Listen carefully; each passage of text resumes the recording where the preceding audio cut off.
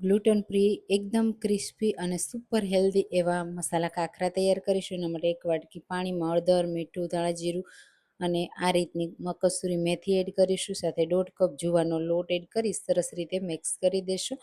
તો ખાખરામાં તમારા પસંદના કોઈ પણ મસાલા એડ કરી શકાય. આ રીતે સરસ લોટ મિક્સ થઈ જાય ને એટલે નીચે ઉતારી કોઈ પણ વાસણમાં કાઢી હલકું ઠંડુ પાણી એડ કરી અને સરસ રીતે લોટને બાંધી લેશું. તો આ રીતે થોડો મસળી અને સોફ્ટ કરી લેશું.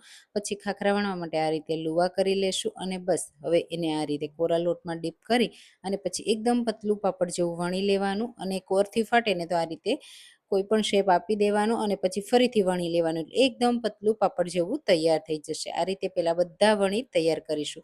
હવે એને આપણે થોડા હલકા કોરા આ રીતે શેકવાના છે. પછી એમાં ઠંડા થયા પછી તેલ લગાવી અને બધા ખાખરા એક રીતે તૈયાર કરવાના. પછી આ રીતે કોઈ પણ જાડો તવો લેવાનો અને પછી આ રીતે એકદમ લો ફ્લેમ ઉપર શેકી લેવાના. તો ખાખરા તૈયાર.